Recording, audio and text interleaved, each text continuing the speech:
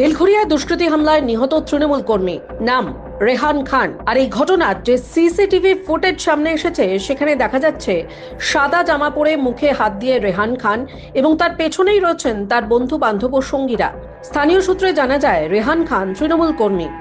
এর পাশাপাশি তিনি প্রমোটিং থেকে শুরু করে বিভিন্ন কনস্ট্রাকশনের কাজের সঙ্গেও যুক্ত ছিলেন। বেশ কিছুদিন ধরেই তার সঙ্গে টাকা পয়সার লেনদেন নিয়ে বেশ কিছু ব্যক্তির সঙ্গে বচসাও চলছিল। পাশাপাশি রেহান খানের সঙ্গে রিজু এবং বাবলু নামে তার দুই সঙ্গীকেও দেখা যায় সিসিটিভি ফুটেজে, যেখানে দেখা যাচ্ছে গুলি লাগার পরে তারা পালিয়ে যাচ্ছে তাকে ছেড়ে। এবং এই ঘটনার পর থেকেই রিজু ও বাবলু পলাতক। গোটা এলাকায় চিরুনি তল্লাশি চালাচ্ছে পুলিশ।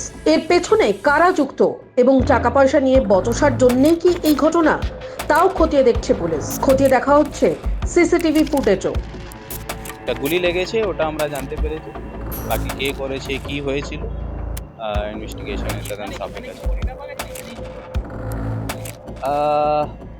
প্রাইমারি প্রথম দৃষ্টিয়া দেখে হচ্ছে এখানেই পিইউ আছে, ঘটনা এখানে।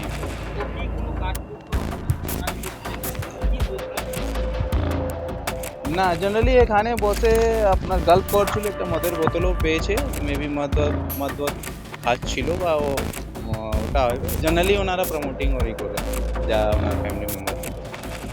हम सुबह बैठे हुए थे, वो मम्मी रोई और हम वहाँ पे मछली देख रहे थे, पकड़ रहा था, तो वो देखे तो रोए हुआ था, भैया देखे तो इस तरह से बैठे हुए थे, वही हम देखे हमारा पारा तो उठाए टोटो से लेकर चले गए। टाइम्स नाउ खबर।